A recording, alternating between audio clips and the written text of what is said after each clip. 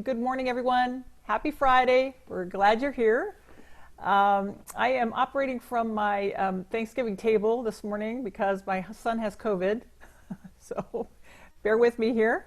We're going to be in webinar format, so please go ahead and introduce yourselves on chat. And we're going to go ahead and introduce PursePower. Let me tell you a little bit about the company. So PursePower is trying to help women use their massive purchasing power to drive positive change. Women make 80% of all purchasing decisions, and we believe that if women would choose to buy from the companies that actively promote women, and we could create a funding stream for battered women's shelters in the process, that we could shatter glass ceilings and change lives. So that's what we're trying to do.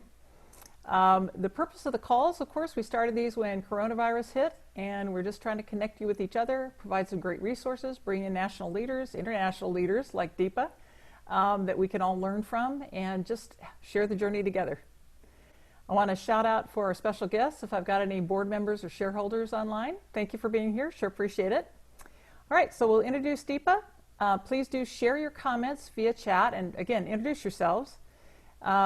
Please, when we get to the questions part, click on the Q&A link, and what I'd ask you to do is capture your questions as we go, and then we'll open it up for questions.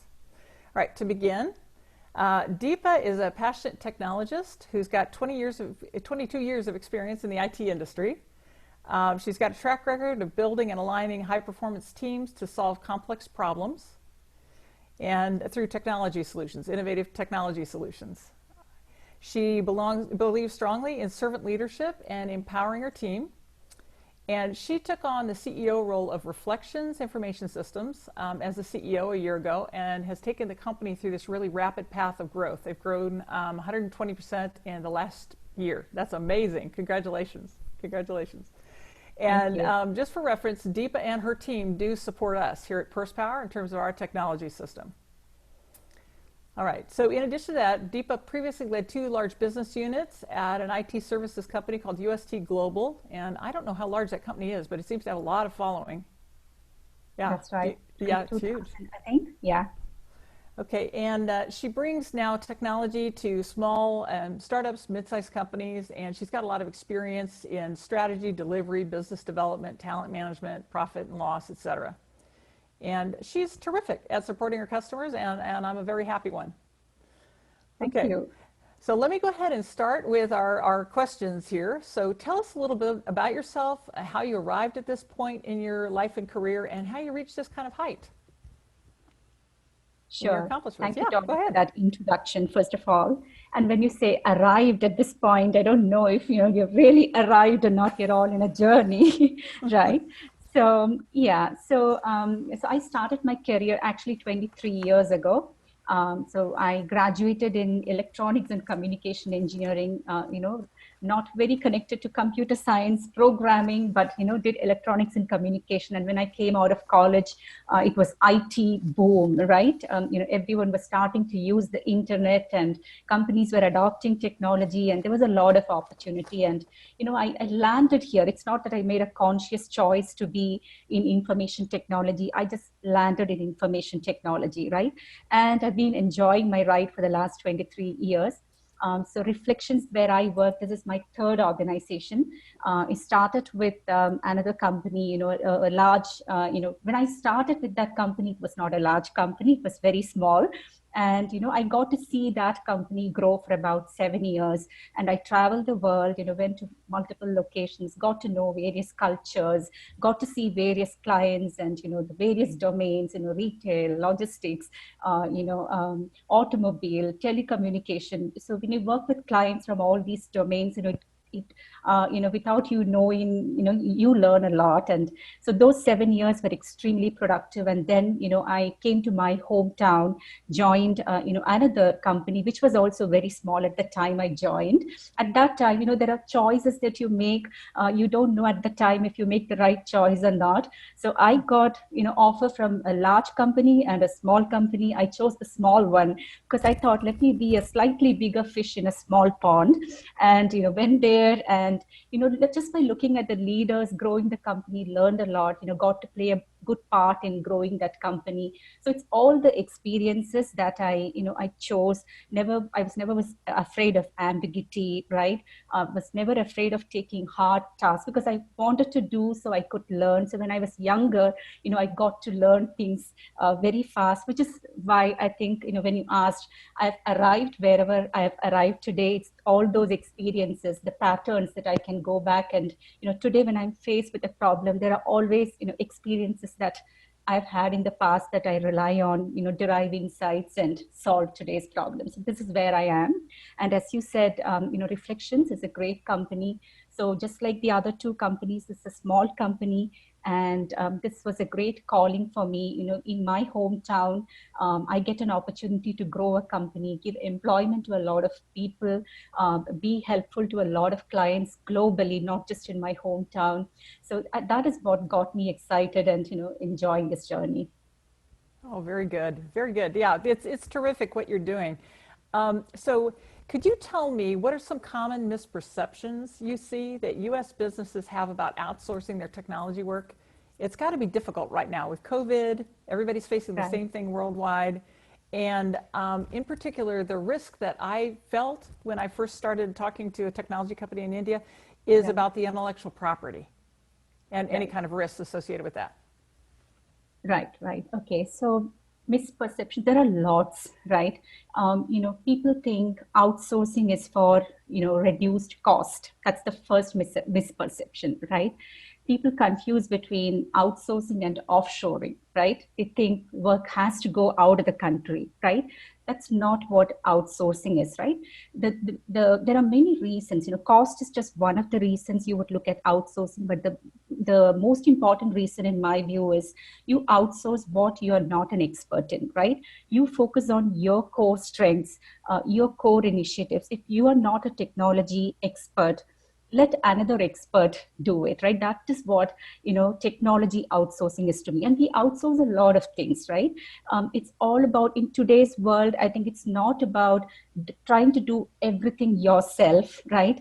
Trying to collaborate, bring the strengths of multiple parties and, together build things than, wasting your time, doing things that you don't know and making mistakes, right? So I think, and small and medium-sized companies, that is the type of companies that we look into today. They think outsourcing is for big companies, right? For Mm. us, that's not for us, right? And some leaders of companies think if you outsource, those people are going to come and disrupt the culture of my company. That's another fear people have, right? But often, when we start working with clients, most often what happens is the CIOs of those companies have come and asked me, can you help me change the culture of my company? Because in my company, things are slow, people are not taking up challenges, whereas you and your team, you are enthusiastic. Can you come and pass on some of that enthusiasm? So it's all different ways of looking at things, right? So Mm-hmm. some people think it's you lose control when you outsource.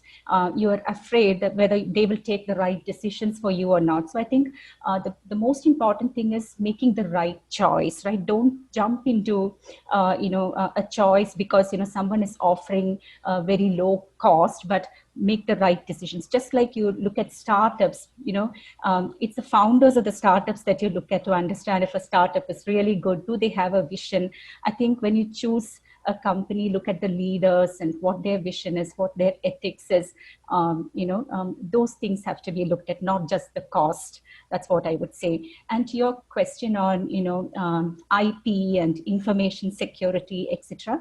So one is, who you choose, make a careful choice. And the second is pay a lot of attention to the contracts, the legal contracts that you sign with your partner, the outsourcing partner, right?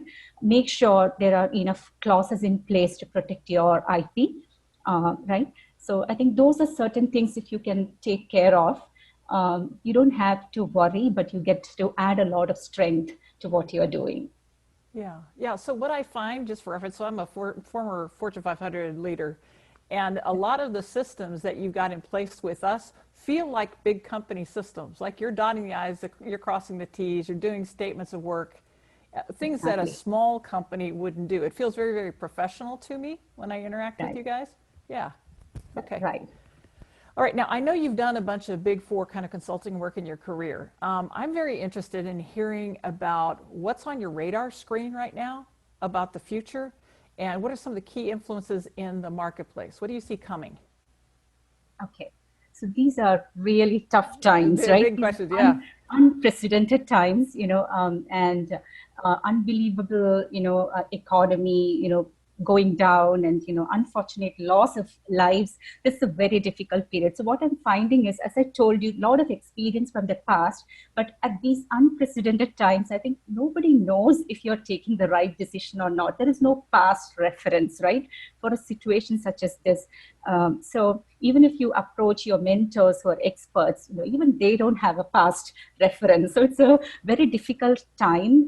You really don't know if you're taking the right decisions. But then, it is not looking at things as challenges and, trying to see how to convert them into opportunities. There's several small examples, right? We saw several breweries, they're changing they're using alcohol to manufacture sanitizers, right? It was quick, Mm-hmm. repurposing of their strength, right? So there were so many garment designers who took to designing, very nice masks, for example. So it's about those quick changes, that agility to make changes to your business and not considering things as challenges, but as opportunities. And today, the market influences that you asked, in all the sectors, already a lot of changes. For example, um, you know, countries are thinking to bring everything local. So we went from local to global, and we are now coming back to local because the supply chains were disrupted. The traditional, trading relationships were disrupted in the last few months, and now so countries are thinking, how do we reduce dependence on the other countries? Let's manufacture everything locally. So that's bringing a lot of changes in terms of manufacturing practices, warehousing, logistics, all that, right? Import, export, everything is going to change. If you look at the healthcare sector, people are now more open to telehealth. You like to Right. meet a physician on telemedicine, senior citizens getting remote, support, and patients getting remote monitoring. And so a lot of changes in the healthcare sector as well. Now, something as simple as food ordering, right? Or grocery ordering. We all used to, at least most of us used to like to go to the grocery store and pick up things. But now most of us are ordering online, even food, we're all ordering online. And when the restaurants are open, people want it to be safe, you want safe dining conditions. So these are all, changes in the market. So we at Reflections, we were very quick to, do one thing. We had a Reflex Diner. There was a diner product which was for restaurants, right, to manage the menu and the kitchen and so on. So we quickly changed it. We added an online ordering module. We added a contactless dine-in module where you pre-order, you select a table from your home, and when it is time, you come to the table, the food is on the table, you eat and go, right? You have no contact with anyone. So we quickly changed, right? So it's all about looking at these, changes in the market, converting challenges into opportunities. And today I was reading an article. It was about serendipity mindset. So we all think, when we think back, you can say, I am lucky to be where I am compared to a lot of others, right? So we all think it is luck, but it is actually the things that we did in the past, right? It's the choices we made in the past, and luck favors who make the right choices, do the right things at the right time. So today, even if we think these are unprecedented, times, it is still the choices that we make that will take us forward. And for small and medium businesses, if there are people in the audience who are in that sector, I think this is the right time to make technology your differentiator, right? The companies who had technology to connect with their customers, even during lockdowns, etc., they are the ones that are still alive. The companies which did not have that channel, you can't see them anymore. Yeah, Right. that's true. So part of what's going on for me is I'm going, these choices that you make right now, to your point, are you going to determine your future? And this isn't a question I had for you on the list, but do you have any advice about how to make the right decisions? How do you know that they're the right decisions? Sure. So it is about experimenting, right? So it's about experimenting without burning a lot of money.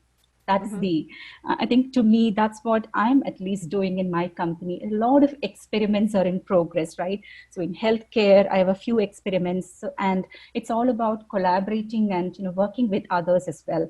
For example, in healthcare, we are trying an automation, right? I know only technology. My team also knows, they know computer vision, whereas they don't know anything about radiology. And my experiment is in radiology, right? So we're already trying to partner with, a radiology company so they can bring some expertise. And together we are doing some, small experiments. We go to market.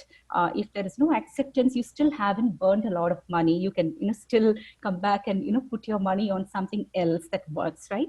So, Sure. Yeah. so doing that kind of R&D experiments, and not fearing failure, right? Because if you try 20 things, two may work, 18 may fail. But, in order to find those two things, you have to try those 20 things, right? Yeah. So that's what at least I'm doing today. Yeah, that's good advice. That's really good advice. And you can't succeed if you're not willing to fail. You've got to try it. Right, right. Particularly these. Okay, all right. So you focus on small and medium businesses and startups, but you grew up serving, I think, much larger clients. So That's what right. attracted you to serving small and mid-sized businesses? Sure. So large organizations, so if you look at IT, right, Mm-hmm. you look at large organizations like Morgan Stanley or JP Morgan Chase, and, all those Walmarts of the world, they don't go to small companies like Reflections, right? So there are these large companies serving large companies. That is how that ecosystem looks like, right? And then there are these small and medium sized companies, and the large technology companies are not interested in the small and medium companies, right? Because, that's how that ecosystem works. So Okay. what I find is that opportunity in small and medium sized companies, and we ourselves are a medium sized company, right? Mm-hmm. And as you said, with my experience of, serving Fortune 500 companies, I really take pride in saying that I'm trying to give that Fortune 500 like experience to my small and medium sectors. When you said, SOWs, the contracts, and all those legal, the things that we followed. Yeah, it is, because I think that's very important to build trust, with our Mm-hmm. customers. So we don't worry about your IP, because that's already solved. Let's work on, what you need next, right? So that is one reason, we are very interested in small and medium. If we can be a really good partner to some of them and help them make big, at least some of them, if we can take to global 1,000 status, that's a desire of myself and Reflections, right? And the other Yeah. thing is, I think large companies, they have a lot going on, but if you really look at the change that large companies go through, it's very slow. They're so large that they can't change easily. Whereas when you look at small and medium companies, they can change tomorrow. They can repurpose themselves tomorrow into something else tomorrow if they want, because they're small, they can change. So that is very exciting for us. They are the ones who are actually trying to disrupt the market, coming up with disruptive solutions. And, when we get to play a part, startups, all the startups that we work with, oh my God, you should look at the kind of things they're doing, things that were unthinkable 10 years ago. And, we are part of all those, right? So it's very exciting to be in this space. Yeah, absolutely, absolutely. I totally agree. So a lot of us have small budgets, right, for technology, including me. How do we optimize our technology spending? And then I've heard of agile development, but what is that, and why should we use it? Sure. Okay.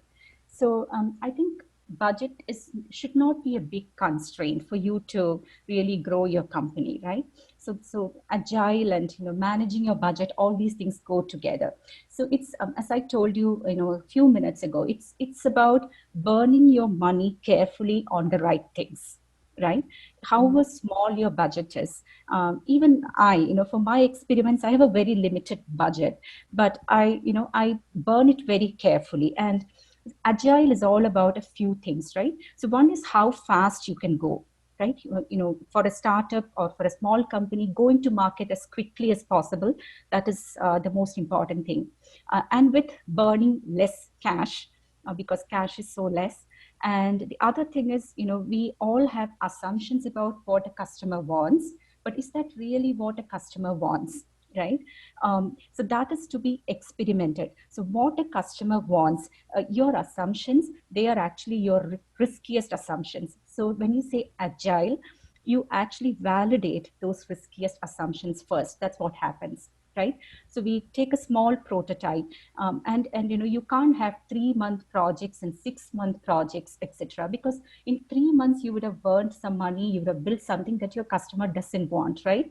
So when we say agile, it's the ability to take small increments of your product into market at least every 2 weeks, at least show it to your beta set of customers, ask them, what do you think about this? Is this what you want?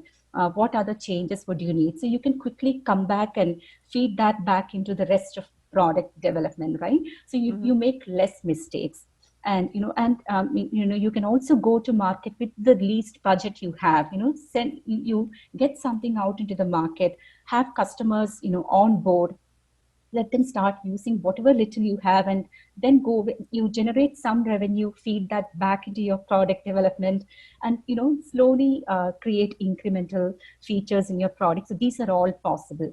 And so this is what agile, in business, this is what agile means. You have a large vision, but you have smaller roadmaps and short-term goals that you achieve to reach the vision. And you have points where you take a pause and look for feedback, come back and make corrections. Now, technologically, when an IT company says we are agile, to make this possible, to give you something every 2 weeks, it's not that simple, because there are IT requires several people to come in, right? There are developers, there are testers, and these things have to work. What the code has to work. It has to be available in the proper environments for your clients to use. For example, if it is cloud or wherever, right?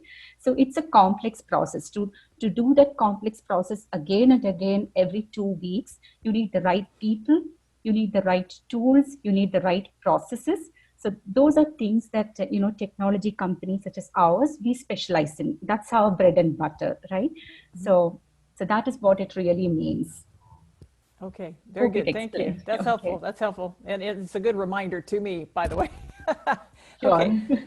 So what are the most common pitfalls you see small and mediums have when in their approach to technology? What kinds of mistakes do we often make, and how do we prevent them? Sure. So I think one is, not considering technology as a differentiator. In today's world, you can't exist without technology. Everyone has a mobile phone. Even my parents who are very old, they also have a mobile phone. They buy from stores that promote online ordering, for example. So you have to have technology as a channel to connect with customers. Otherwise, you lose customers today. So that is number one thing. Just because you're small, you shouldn't refrain from using technology. The second thing we spoke about, trying to do everything yourself. I'm small, so let me do everything. Let me hire a programmer, but you don't know what to ask the programmer to do, right? So I think in today's world, be open to collaborating, right? And don't treat if you have to outsource, don't treat it as a vendor kind of relationship. Treat them as a partner. So collaborate and make more. And just because you are small or medium, don't refrain from making a strategy, right? Many businesses are tactical. Okay, let me pass today, or this week, but have a strategy and and work towards it. But be agile, whenever you have to change the strategy, change. So, and also have a global outlook. I think small and medium businesses think, only locally, right? In my town or my state or my country, never goes beyond that. So in order to go global again, you need partnerships, right? People who know how to go global, partners in other countries. So think big. When we want to, when we desire to go to the stars, that is when we at least reach the moon. So think big, and let's see, where we can go. That's what I would advise small and medium companies. Yeah. Well, a good friend of mine is very globally minded. I mean, very, very globally minded. And sometimes we do get really pretty insular, and we're looking at our own populations. And certainly people are getting more local with COVID, but we are Yeah, still competing internationally, and we will. that's That will continue. So we that's got to right. think big. Yep. That- and Donna, you're doing that today by giving me, from another country to come and, talk in your platform. So thank you so much for that. This is global. Yes, thank Yeah. you for being here. I appreciate it. All right. So let's see here. So I'd like to learn a little bit more about you and your career and some of the biggest challenges you faced and how you overcame them. And then the other thing is, did you have some surprising opportunities that didn't look like an opportunity at the time, but ended up being pretty impactful to you? Certainly. Okay. So Yeah. challenges, so being in technology, right? I started when I started working 23 years ago. I was programming on mainframe computers. Okay, and cell phones were just beginning to come. Not everyone had a cell phone, and cell phones, even if you had limited functions. So there were these times when I was on customer support, production support, and I would get calls in the night, and then I'll have to go to my workplace. No, I can't work from home at that time, right? Network connectivity was poor. So I come from that age, right? And today, I'm working on things like artificial intelligence and machine learning and computer vision. In these 23 years, I can't count how many times I had to unlearn and relearn. Technology is changing so fast. Every morning when I get up, there is something new. And, as a head of a technology company, I need to learn what it is, how can we use it for humankind, what problems can we solve. I need to quickly get my team to learn it. Otherwise, our competitors take over. So that constant learning, it is very exciting, but it is very challenging because it's so fast that things are changing. So it was a challenge. It is still a challenge for me, more and more challenging. And the other challenge, I would say, just like for any other woman, work-life balance. It is always a challenge, right? I have a 16-year-old daughter who needs a lot of time from me, and there is a work that consumes all my time, all the week. So one thing I've learned is there is no daily work-life balance. I have a weekly work-life balance of 5 days of hard work and 2 days of relaxing with my daughter. That is my work-life balance, and I don't know whether to call it a balance or not. It is, how you can integrate the two together. That's how work follows you into your bedroom today, through your cell phone and laptops and all that. So it's about accepting it and trying to integrate it. So that's how I've dealt with work-life balance. And there are other issues. It always happens. Some kind of bias. Against women. So it is not that consciously people do it, but so when I go to my workplace, I don't keep thinking that I'm a woman leader. I'm just a leader like any man. But then, subconsciously there is this bias, where people think you are a woman leader and it's something special.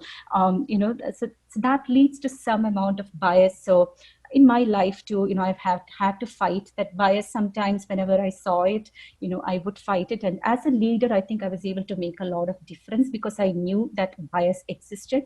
So in my teams, when I left my last company, I had a large team, more than 1,000 people in that team. I would make sure women are paid at par. When it comes to, designation, advancements and promotions, I would count how many men are getting, how many women are getting. Is there any bias? Nice. There's sometimes bias against, people who return from maternity leave, for example, right? So as a woman leader, I think I was able to take care of some of those and change some perceptions in, some people's minds. So those were all challenges and how I dealt with it. And you also had a second part of the question about opportunities. So as I told, I never, refrained from taking challenges. For example, in my last job, the last role I was playing, we were building a new business unit all from scratch, right?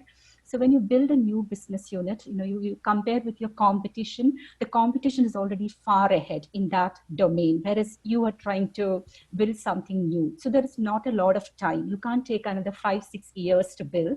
So I had to collaborate with a lot of parties. So there was things I went through, forming partnerships with people who were experts in the domain, mergers and acquisitions, and learning artificial intelligence, machine learning, etc., and trying to solve problems because, the other space, the traditional space was already taken by my competitors, right? So for me to get an entry into a large company in that space, I had to do something that others were not doing. So I did all these things at the time, and it was very challenging. But when this calling to be a CEO came, and when I was assessing myself, can I really do this job, right? And when I thought about all the functions of a CEO, I knew that I had already done, most of them, with the protection of, people around me to support me. I got that opportunity to learn. So I think at the time I didn't realize, but now it's all paying off. In my new job, it was a very, short learning curve for me to be able to do the functions of this new job. Yeah, absolutely. Well, congratulations. Thank Congratulations. you. All right, so guys, I want you to come up with your questions. Please put them in the Q&A box. And then while you're doing that, I wanted to ask you, Deepa, how do you stay on top of the knowledge around technology? So I'm in the same boat and trying to just really understand what's coming, what's going on, what do I need to know about? How do you keep your skills sharp? Sure. So, being in a technology company, Donna, what we have done is we have formed an R&D team, right? So there are these technology enthusiasts, who want to try out new technologies, etc. So we have formed a group, and we constantly look at the new technologies coming, and so all these people who are technology enthusiasts, they are the ones mostly feeding more information. So today morning also, when I woke up, there were a couple of messages from my team. See, there is this new technology which can help conversational banking. I never knew this existed. So my team is the primary source, I think. By bringing those people together, then as leaders, I think all of us have to spend time reading every day. So I read up a lot, through LinkedIn and through other channels. I consider that part of work, and you have to be disciplined enough to read. For you, Donna, you probably should collaborate with people in your space, right? There are all these women empowerment organizations all across the world, and that's a way of collaborating, finding out how they are using technology to. So this is what I do, in a very disciplined manner, making time to learn every day. Yeah, Yeah, very good. That's so important. That's so important. that's right. Guys, please do go ahead and put your questions in the Q&A box. And while we're waiting for that, I wanted to find out, what do you see as the most impactful upcoming technology? So the thing that you think is really going to be big. Can you see anything on the radar?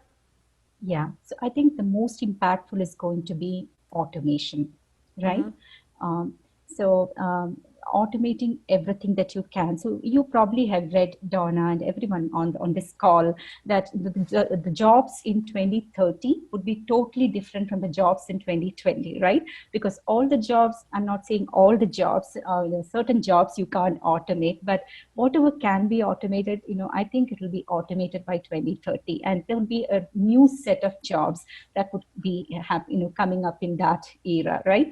So I think automation of everything we can, I think that is the most impactful technology. And there are a lot of technologies that come together to make it happen. There is not one technology. You probably have heard about robotic process automation. That is one, using artificial intelligence, machine learning, computer vision. There is a lot of capability today to do even natural language processing, right? Look at whatever I'm saying now, get insights and do something, perform some action. It's all possible today, right? So that is the scale of automation we are looking at. So I think that's the most impactful. Okay, I'm sorry, I'm messing with my screen and it's confusing me. I'm so sorry. Sure. Okay, all right. Yeah, I told my kids, I've got 3 college kids, and I have told them that the future is either high tech or high touch. That's it. There's nothing in between, because Right. technology is going to take over a lot of jobs. Right. Do you find that people are afraid of that? Um, yeah, when people are going through this change, they're afraid of that. And the other thing is this misconception also that technology is going to take away all the jobs, right?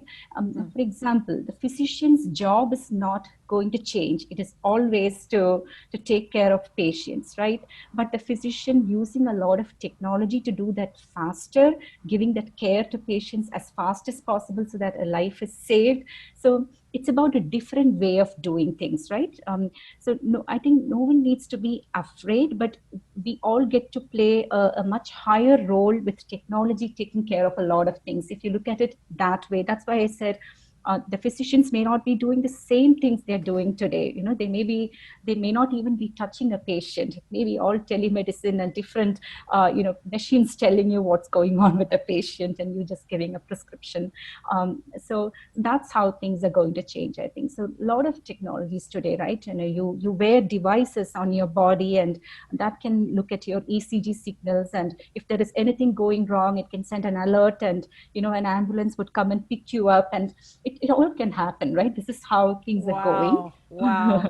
Yeah. So, yeah. That's amazing. Okay, that's great. Okay, now we have some questions. So what is something that reflections could help me with that I probably wouldn't consider? So if you are a small or medium business, and if you're wondering, how do I bring technology into my business? If that's something you're thinking right now after listening to me, I think maybe that consulting, and I offer my own personal time to anyone who is attending the call today. That's my offer to them. If you want to do a conversation to understand, this not with any objective of me making money here. I just want to be clear, but it's my opportunity to help, women, right? So I'm very happy to spend that time with any of you who want to discuss, how to use technology to further your business. Excellent. Thank you. That's very helpful. That's very helpful. All right. So Case Lane is saying, do you see the representation of women in technology improving? And what should be promoted about technology careers to encourage more women to get into technology? Sure. So women in technology, I think the counts are increasing. Especially in India, we see at the entry level, 60% is women, 40% is men. At the entry level, in their early 20s when they make an entry into technology career. But the sad fact is, at the other end, right, in the leadership level, you don't see women. Something happens in between, right? It's I think it's sometimes women themselves thinking, and not everyone has to be a leader. There are several roles you can play in an organization, and probably women thinking, okay, this is where I can contribute more, and I don't want to be a leader. Maybe they're making that conscious choice. So there are not many women in the leadership layer. But if you look at all the other layers, I think in technology in India, it is almost at par. It's at least 50-50, somewhere close to that. In all the other layers. And I don't know about the US, but I think when I look at my client organizations, I see a large percentage of women than I used to see 10 years ago. So I think it is improving everywhere, right? And to improve, technology skills of women, I think, first of all, this myth that technology is not for women, I think that needs to be removed from schools. And, I think even girls should be given that opportunity to play with technology from the very beginning in schools itself. And, promoting innovation in children from school. I think it's both for girls and boys. I'm not saying for girls. If you do it, I think naturally you would see, more girls attracted to technology. Yeah. Very good. It's got to be a conscious effort too, I think, on people's part. That's right. All right, John Davis is on. He's one of our investors, and he's asking, how do we train people for the new technologies when our universities are focused on humanities and not STEM? Okay. Yeah. Sure. That's a hard one. Yeah. Sure. So at least in Reflections, we have a lot of programs where we participate, we collaborate with universities, right? So we bring children, in their late teens or in their early 20s, they come and do internships with us. We teach them technology, we give them real work to do. And, we, even after they leave our campus, go back to their campus, some of them, they continue to work with us, they try to do small solutions for us. So that is possible. That is something that we are doing to promote technology and attract more students into technology. And if they're doing humanities and they learn technology, I think it's that mix of you knowing something plus technology. That's a great combination today. So I think that technology exposure, irrespective of what stream you are in, I think everyone should be given that exposure to technology so they know what can be achieved through technology, right? When tomorrow when they run their businesses. So I think those collaborations with industries, with technology industry, that's very important for all universities, I think. Yeah, absolutely. It's interesting because early in my career, I worked for a technology company, and I was told that the bridge between the business need and the technology and the person that's in that role is a hugely valuable role, and it's the future. There's a lot of need for it. Okay, very cool. All right, so I want to go ahead and get one from the, let's see here, chat side too. Jean Kelly said, what do you think is a business risk for people in AI? Does AI worry you? And what do you think is the business risk, biggest risk for us personally in AI? Does it worry you? So being from a technology background doesn't worry me at all, right? Mm-hmm. From a personal background, I'm not worried. I'm just wondering, where this is going to take us all. Being a head of a technology company, it's a real opportunity for us, right? So AI, we all used to talk about AI for many, many years, and the adoption was very low. Till about 2 years ago, even then people were doing small experiments and they would stop with that because they were not, I'm talking about large companies of the world, okay? They were just experimenting, but no one was adopting. The actual adoption started, in the last couple of years. This is when, many people have done a lot of cool things in AI, and you can see a lot of startups all over the world. Take US, India, Israel, Singapore, Japan, anywhere. You see a lot of startups trying to use artificial intelligence, trying to build solutions, and they get acquired by the large companies because, as I told you, large companies cannot move fast. So it's very easy for them to acquire and build it into their ecosystem. So the adoption happened recently, and that's very exciting for a technology company like us. That will take us for the next few years. As a person, AI doesn't worry me. It's very it makes me wonder. That's all, right? And I wonder about my child. When she grows up, what job is she going to get, right? So today she is learning a few things. Is this really what she should be learning to be relevant? 10 years ago. So those are things that worry me because the world is going through a lot of changes. Boy, it is, isn't it? It's hard to predict what's going to happen next. All right. Right. So do you have any presence in the U.S. or are you only in India? So we have presence in the US. So we work with clients in the US, Middle East, and Australia. So we kind of local, deliver from India or US, we can deliver from the US as well. We work for, companies across the globe. So we have a good list of customers in the US, mostly in the healthcare sector. And we also have a few others, which we call miscellaneous. They are from all different sectors, but healthcare is the biggest sector in the US. Okay. Well, and I know our project manager is down in Norman, so I can go grab him if I need to. Yes. And yes. Yeah, right, okay, right. Okay. Let's see here. Susan Cheers is asking, how can technology help us to address this pandemic? Any thoughts on that? So I think technology in this time of pandemic, the real help would be to get you connected, stay connected with your customers, right? So if you don't even have a website, that's a worrying factor. So at least start with a website where you can ask your customers to at least leave their questions so you can call them back and, you can still do business. So I think staying connected with the customers, because this is the time when customers, however loyal they've been to you, this is the time they move away to whoever is good with technology, right? So that's very important to use technology as a differentiator today. Yeah, so it could be a simple, web app or website or, something to where you at least know who's coming and looking at your products and who wants your products, so you can reach back and you can sell. right? So getting that visibility with customers is very important. Super critical. Absolutely. Okay. Yeah. Jean is also asking, the benefits are clear in AI, but what do you think is a business risk? Okay, so we've got that. All right, I think we've got that question. Any more questions, guys?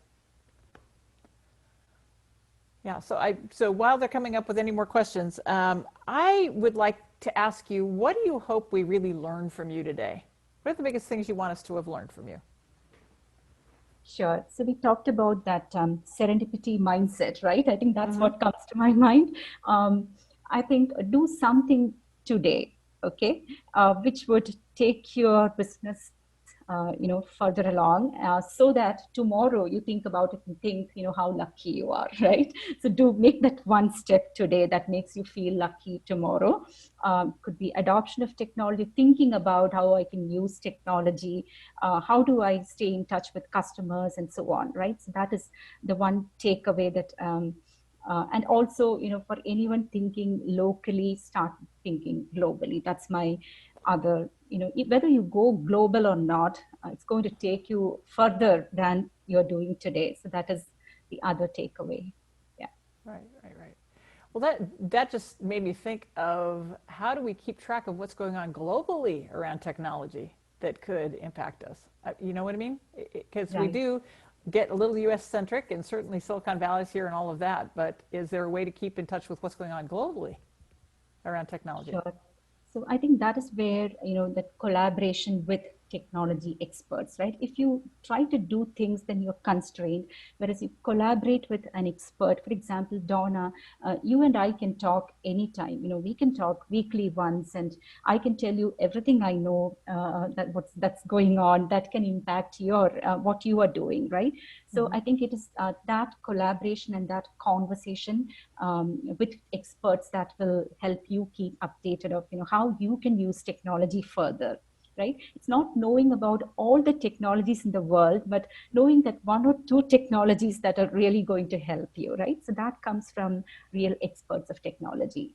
So staying in touch with people like them, and having some technology experts as your mentors, maybe in your board, in your advisory board, have one or two people who understand technology. So those are some things I think that very important in today's age. Yes, absolutely. Which, by the way, I don't know if everybody saw our announcement. Soumya Sridhar has joined our board of advisors. So I'm taking you up on that recommendation. Okay. Alyssa Murphy is asking, do you have any advice for women working in male-dominated industries like yours? Right. So, so one is, never thinking you are a woman, don't, that itself, that brings a bias in yourself. Okay, I'm a woman, can I really do it, right? Never think so, because, when you come into a technology company, you've gone to the same kind of universities and same kind of courses as your male counterparts. So once you land there, you forget your gender, but focus on work. That's my number one advice, especially to youngsters who get into technology, right? And the second thing is, keep learning, especially for, it's not just technology. I think it's applicable everywhere. Women entrepreneurs, if you've seen, there is a bias even there, even in entrepreneurship. I think if you look at the venture fund, I think only 5% of the companies that venture funds are investing into are led by women. Only, I think it's lower than that. It's lower than that, I think. Yeah, and if it's co-founded by a man and woman, that category is only 11%. So the rest of the 85%, it is all men-led entrepreneurship, right there is it's not just technology, it's right there is a bias. And the bias could be this misconception that women do not understand business, women do not understand market, they're not very good with financials. Whether you're good or not, others think you're not, they find it risky. So I think women, I've had to work harder than men all my career. Okay, every time there was an opportunity, men get easily selected, but women have to prove every time. That's a sad truth. Hope things change, a few years from now, but that's a sad truth. And I think let's fight it, at least for the next generation, right? Let's do that hard work, prove ourselves, set a few examples, and make it viable for women in the next generation, our daughters, to have a better place, right? That's how I think about it. Yeah. Yeah, that's exactly what we're trying to do. We talked with Suresh Sharma yesterday. He was a Okay. former leader with GE. I guess he was Jack Welch's right hand, and he was Okay. amazing. And he was talking about women and the history of women and the history of women in the work environment. And he said that women at one point felt like they had to be men and they had to act like men to get ahead. And he says when women started finally being women and making the decisions the way they make decisions, they were solving some very complex problems that people had a Exactly. lot of difficulty with. So we bring a ton of strength to the table. It's just Exactly. how to capitalize on it. Exactly. Yeah, Yeah, yeah. especially working with clients, that empathy of women helps. I don't think men can really match. Please, men, don't feel angry, but women have that empathy of really understanding what a customer wants. So that's a strength, right? That you put to use. There may be some weaknesses where you collaborate, you bring the right smart people to work with you. So whatever that is, fight, be a fighter is what I would say, and fight it, and be a winner. Yeah, yeah, absolutely. Okay, let's see here. We're coming down to the wire here. Is there anything you want us to be inspired to do after leaving this call? I wish you would. One, two, three. Oh, I think one is find a mentor, right? Wherever Mm-hmm. you feel it needn't be technology, but wherever you feel you're weak, where you think you must have conversations with someone who knows. I think find a person that you can talk to. Form a formal mentoring relationship that works for a long time. That's one thing I would advise. The second thing is, as we as discussed, go back and review in my business, how can technology help me, because that seems to be the future, right? So why don't we do that? Review your business. And the third one is, find partners who can help your business further to other cities, to other states. Make a plan and see who you can partner with. Mm-hmm. So those Mm-hmm. are the three things, I think. Yeah. Yeah, and yeah, yeah. and and never refrain from taking up something that seems hard to do, right? Just do it. uh, Right, right, that's right, right. Especially in this Yep. time, it's a good time, Yeah, to your point, for experimentation and for that's let's just right. try it. Yeah, Right? that's right. Yeah, Yeah, sometimes the absolutely. cost of not trying, that is um, worse than the cost of trying and failing. Right, right. Well, and it's interesting because I used to do change management for Fortune 500 companies. And I Okay. think the people that hang on to the old ways of doing things are actually the least secure in this world. The ones that are the most secure are the ones driving the change. Right, So, right. yeah. That's So if right. you get on what's coming next, that's the Right, place to be. Okay. right. All right, let's see here. I've got another question. So, how has Reflections changed the way they work or the customers work to help them navigate the challenges of COVID? Sure. So several examples, right? I can take some examples. So there was one of our healthcare customers who always had, the hospitals or physicians as a, their workflow was, they get an order from a hospital, they ship something to the hospital ships to the patients. And when COVID started, the hospitals were not accepting, patients, and this channel kind of closed. Help the client open a direct channel with the customer, right? They only needed an intimation from a physician, and they could deliver the service directly to the customer. So that is one thing we did. There was another customer whose business was dependent on schools being open. Okay. In this case, schools are closed, but they still had to reach the children. So we created another channel very quickly for him to still reach children at homes, since the schools, it's a different channel, right? Mm. And there are multiplexes that we work with, and multiplexes were closed for a long time, and when they opened, they had to follow social distancing norms. You could occupy only 25% of the seats, and there had to be 4 seats vacant from one person to the other. But if you are a Wow. family of 4, you can come and sit together. So there are those seating arrangements which became suddenly very complex, and we helped the customer solve that problem very quickly in a matter of 2 or 3 days. So they could open and, allow people in. So those are some examples, right? It's that ability to quickly make those changes and adapt. I think that's very important. Right. And getting creative about how you do things, I'm sure. And to your point, using Right. technology That's to do it. That's right. Okay. Is there anything that we can do to support you in your efforts? So Donna, I'm really thankful to you for giving me an opportunity to help you, right? You already are working with me and my team, and we're very happy to be part of your exciting journey, and you are trying to help women entrepreneurs, women leaders, and I feel grateful to be part of that. So thank you for that. That's all I would say. Thank you. All right, so you have offered to give people have a free call with folks yes, if they want to talk with you, and we'll go ahead and put that information out. How do they reach you? Why don't you just tell everybody? How would you like them to reach you? Can I write my email ID in please, chat? In the chat. Yeah, please do. That'd be great. Okay. Yeah, very good. I'd take her up on it, guys. We've got a global expert here. All right. So have my email ID. And one other offer that we can make, as I told you, we have a restaurant product. So if you own, it could be a very small restaurant or a home run bakery and so on. And if you're struggling to reach customers, you can reach out to me, and I'm happy to give that product for you to use free of cost for the next 2 months. Okay. Because these are difficult times. If you want to use it, please reach out to me. But it's only for restaurants and home bakers in the food business. Okay. Very, very good. All right. Do you have anything else you want to add?